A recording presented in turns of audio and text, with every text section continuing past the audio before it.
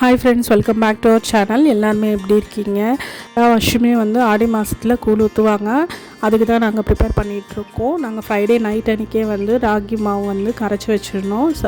Saturday அன்றைக்கி தான் நம்ம வந்து கூழ் காய்ச்ச போகிறோம்.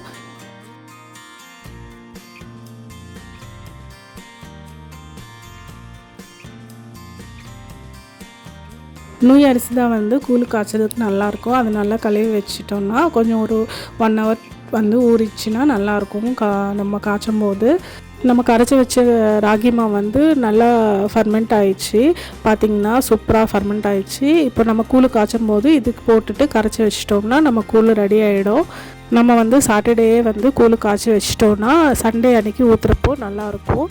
அதுக்கு வந்து ஒரு பெரிய டபரா வச்சுட்டு தண்ணி ஊற்றி நல்லா கொதிச்சக்கப்புறம் வந்து அரிசி, அதுக்கப்புறம் வந்து நல்லா வெந்தக்கப்புறம் அரிசி நல்லா வெந்தக்கப்புறம் வந்து நம்ம ராகி மாவு கரைச்சி வச்ச ராகி மாவு வந்து நல்லா மிக்ஸ் பண்ணிவிட்டு ஒரு 1/2 hour அந்த மாதிரி நல்லா வெந்தணும். அப்போ தான் வந்து அந்த ராகி எல்லாமே சேர்ந்து நல்லா ஒரு ஸ்மெல் வரும். ராகி ஸ்மெல் நல்லா வரும்.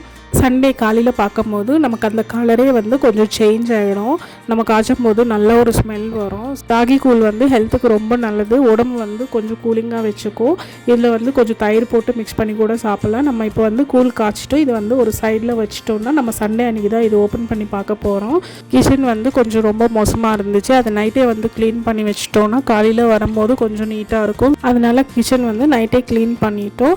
மார்க்கெட்லேருந்து காய்கறி வந்து வாங்கிட்டு வந்தாச்சு. அது வந்து கொஞ்சம் கட் பண்ணி வச்சுக்கிட்டோம்.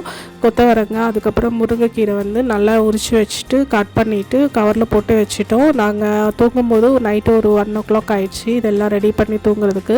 நைட்டே வந்து மொச்சக்கொட்டை வந்து ஊற வச்சாச்சு. காலையில் எழுந்திரிச்ச உடனே ஃபஸ்ட்டு வந்து அரிசி வந்து பொங்க சாதம் வைக்கணும்னு சொல்லிட்டு கொஞ்சம் கழுவி வச்சுட்டோம்.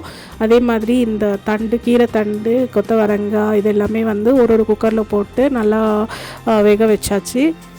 கருவாட்டு குழம்புக்கு வந்து புளி ஊற வச்சுருக்கோம். பொரியல் செய்கிறதுக்கு வந்து கொஞ்சம் ஸ்பைசஸ் ஆட் பண்ணுவோம். அதில் என்னென்னா மிளகா, அதுக்கப்புறம் வந்து பூண்டு, ஒச்சக்கடலை, வேர்க்கடலை இதெல்லாம் போட்டு நல்லா மிக்சியில் அரைச்சிட்டோம்னா ஒரு பவுடர் ரெடி ஆகிடும். நம்ம தாளித்து கொட்டும் போது பொரியலில் வந்து அது மிக்ஸ் பண்ணிட்டோம்னா சூப்பராக இருக்கும். நீங்களும் ஒரு ட்ரை பண்ணுங்க. அது வரைக்கும் கருவாட்டு குழம்புக்கு வந்து நம்ம தாளித்து போட்டோம்.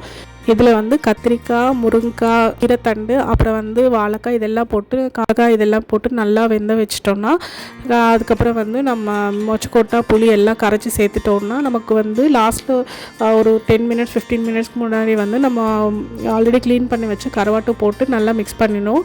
இங்கே வந்து சாமிக்கு வைக்கிறதுக்கு தண்ணி வச்சுருக்கோம். சாட்டர்டே காய்ச்சி வச்ச கூழ் வந்து நம்ம இப்போ கரைக்க போகிறோம். நல்லா கரைச்சி வச்சுட்டு தயிரெல்லாம் ஊற்றிட்டு வெங்காயம் போட்டு நமக்கு சாமிக்கு வச்சுட்டு கும்பிட்டு போகிறோம்.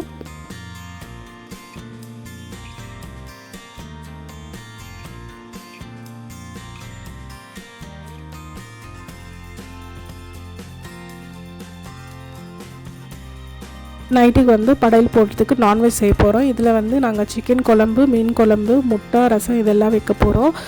பொங்கல் வந்து சாமிக்கு வைக்கிறதுக்கு ரெடி பண்ணியாச்சு. சக்கரை பொங்கல் இதெல்லாமே ரெடி பண்ணிவிட்டு நைட்டுக்கு வந்து சாமிக்கு படையல் போட்டு சாமி கும்பிட போகிறோம். நீங்கள் வந்து ஆடி மாதத்தில் எந்த வாரம் வந்து நீங்கள் சாமி கும்பிடுவீங்க, நீங்கள் வீட்டில் என்னென்ன செய்வீங்க கமெண்ட் பண்ணுங்கள். That's it friends. இந்த வீடியோ உங்களுக்கு பிடிச்சிருக்குன்னு நினைக்கிறேன். நீங்கள் நம்ம சேனல் ஃபஸ்ட் டைம் பார்க்குறீங்கன்னா please like, share and subscribe to Lakshya diaries. Bye.